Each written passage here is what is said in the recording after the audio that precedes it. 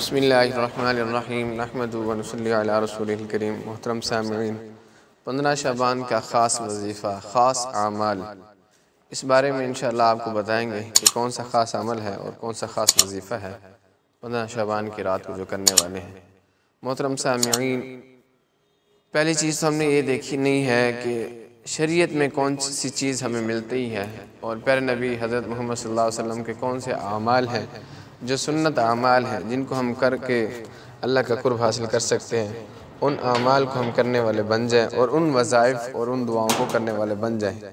اس رات کا خاص وظیفہ اور خاص دعا جو ہے وہ یہی ہے کہ ہم اللہ کے سامنے اپنے گناہوں کی معافی مانگیں، زیادہ سے زیادہ اپنے رب کے سامنے اپنی عاجزی اور انکساری پیش کریں۔ یا اللہ، اب تک جتنے گناہ ہو گئے ہیں ہمیں معاف فرما اور آئندہ اللہ تعالیٰ ہمیں بچنے کی توفیق نصیب فرما۔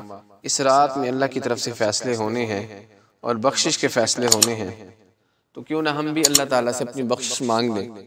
دنیا کی نعمتیں مانگنے کے لیے ہم بہت سارے وظائف کرتے ہیں، بہت ساری دعائیں کرتے ہیں، تو اللہ تعالیٰ سے جو ہے ہم اس رات میں جو ہے خاص کر اپنی بخشش اپنے گھر والوں کی، اپنے والدین کی، اپنے عزیز و اقارب کی، امت مسلمہ کی بخشش کی دعا کریں جتنا ہو سکے۔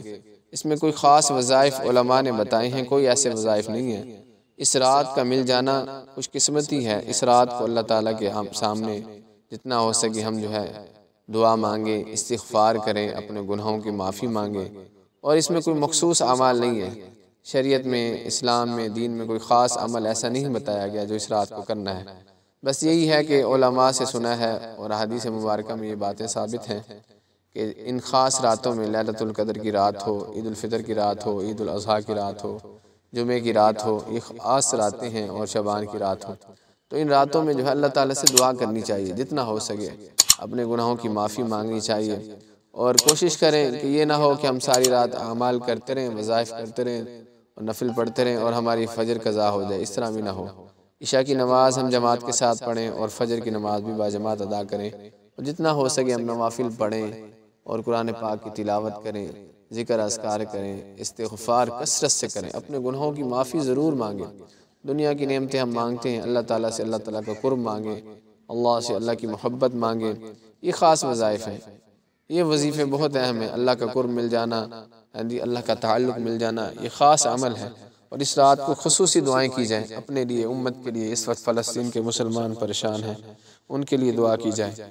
یہی ہمارا خاص وظیفہ ہے کہ اللہ تعالیٰ سے استغفار کرنا، زیادہ سے زیادہ دعائیں مانگنا، پوری امت کے لیے، اپنے لیے استغفار کرنا اور اللہ سے اللہ کا قرب مانگنا، یہ اس کا خاص عمل ہے۔ اس رات میں کوئی خاص ایسا عمل نہیں ہے جو شریعت سے ہٹ کر ہو، ہم نے ان سے بچنا ہے۔ جو شریعت کے اعمال ہیں وہی کریں، اپنی مرضی والے وظائف اور بتائے ہوئے لوگوں کے وظائف سے بچنا ہے، وہ اعمال کرنے ہیں جو سنت پیارے نبی صلی اللہ علیہ وسلم کی سنت سے ثابت ہے، زندگی سے ثابت ہے۔ اللہ تعالیٰ مجھے بھی آپ کو عمل کرنے کی توفیق نصیب فرمائے، آمین۔